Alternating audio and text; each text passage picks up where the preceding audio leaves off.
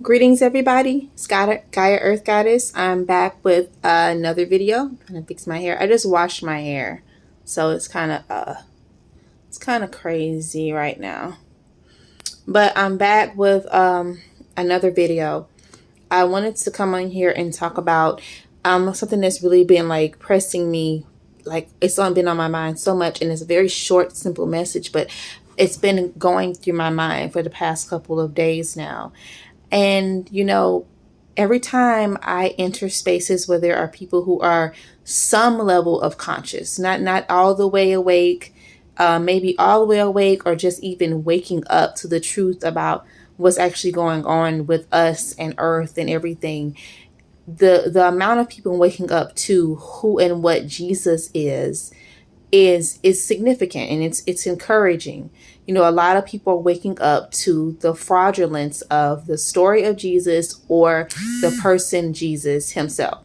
So you have all these different people that are finding out that Jesus, as we know it, did not exist, and that his messages are borrowed messages from other cultures and belief systems.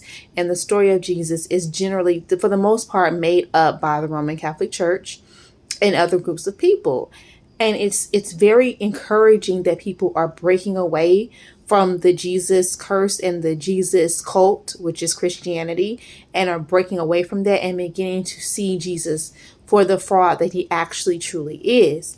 But I think what a lot of people are missing the actual point, and at first I was missing it, and it's going over people's heads. Because what if everyone waking up to Jesus being a fraud and the story of Jesus being fake and Jesus overall being a shady individual? What if that awakening to that, the point of that was not actually about Jesus the whole time? What if the point of us finding that out gave us a closer look at what the biblical God is, who people call Yahweh or Jehovah? Because you always hear the term that children are a reflection of their parents. So if you see a child acting out or see a child with certain type of behaviors, they say, oh, Johnny acts like that or he's like that because, his mom, Samantha, she's like this. And children are a reflection of their parents. You're a reflection of how you were raised. Whether you want it to be like that or not, you still have aspects and characteristics of your rearing from your parents. So you have to be very careful in how you parent and things like that. So, but if children are a reflection of their parents, wouldn't the son be a reflection of the father? If Jesus is the Son of God, right, and everybody's finding out that the story of Jesus is fraudulent, that Jesus, if he existed at all, was not nearly what the Roman Catholic Church said he was, that he's shady in nature, most of the doctrine is stolen from Buddhism and other systems, that he's not holy, that he's all these things, and and people are waking up to the truth about Jesus, and people are shying away from Jesus because of that. Wouldn't the same thing apply to the Father, aka the God of the Bible? What if everyone finding out about Jesus being fraudulent would be a window into us finding out about Yahweh being fraudulent as well? Like, a lot of the characteristics that I found out about Yahweh, a lot of the negative characteristics that I found out, they coincide with the negative characteristics that I found out about Jesus. And I feel like we're all waking up to Jesus for a reason. And what if it's not the universe showing us who Jesus actually was, but the universe is trying to show us who God actually is, the God of the Bible actually is. Because children are a reflection of their parents. So that means Jesus is a reflection of the fraudulence of Yahweh and Jehovah. Like, do you see what I'm saying? Like, because I'm finding out a lot about things about Yahweh that are unsavory, that he's a tyrant. He is hell-bent on worship and control. He is the exact same thing as Satan, so that even if people aren't worshiping him and worshiping his enemy, you're still worshiping him. He's infiltrated every culture there is and became the main god in almost all world cultures, and that he's jealous. He says in the Bible that he's actually very jealous, and that, you know, he's hell bent on control. And, you know, and his teachings have a lot of falsehood in them to keep you dependent and to keep you subservient to him, and to keep you from finding out who you actually really are, which is the reason why a lot of times in the Bible, the Hebraic Christian God, Yahweh, he outlaws things like witchcraft and things like spiritualism, because he doesn't want you to wake up.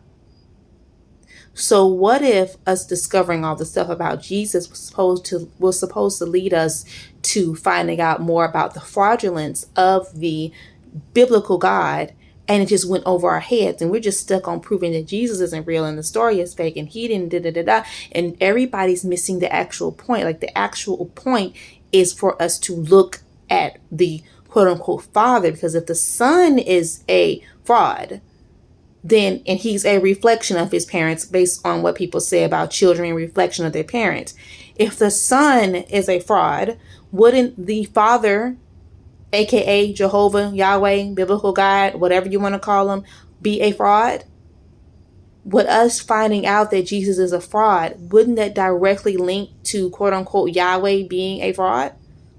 Like, I think that the powers that be have to tell us the truth about our situation. They have to tell us the truth about everything, but they get to pick how they do it. So what if all this stuff, they're allowing us to find out all this stuff about the fraudulence of Jesus to show us that the God that most of us and a lot of us still worship to this day is actually a fraud as well. But we're so caught on proving this stuff about Jesus, we're missing the point. We're not seeing it for what it truly is. This entire time, they've been trying to show us about the God of the Bible. Yes, Jesus, but they've been trying to show us about the God of the Bible and how he is a fraud as well. But 90% of us are missing the point in the conscious community and the spiritual community. Everybody's missing it. Everybody's skipping over the whole Yahweh bit, because this fraud was supposed to be the Son of God. So if he is a fraud and he's supposed to be the Son of God, that means that this God you guys are talking about in the Bible is also a fraud. And I just wanted to say that that's been wanting to come out for me to say for a very long time, because I feel like there's a population of people who need to hear that. We need to start investigating Yahweh for what he really is and find out why he's such a jealous God and always striking people down and constantly angry in the Bible and constantly keeping tabs on people to make sure that nobody else is worshiping anything else other than him. It just seems like he's trying to cover his tracks for some reason. Or, he's has something to hide. That's how people act when they have something to hide. If you're constantly worried about other people worshiping other things and you're constantly jealous, because if you truly created everyone and everything, who are you jealous of?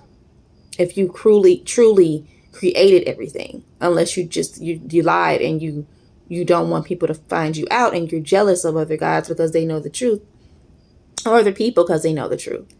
But I just wanted to talk about that because it's been on my mind to just mention it. It just get people to really do that second step of critically thinking. Yes, we're proving that Jesus was not a actual real live Son of God Savior. Yes, but it's deeper than that. It goes way deeper than that. So this is just my message of the day, and tell me what you think in the comments. I will talk to you guys later. Bye-bye.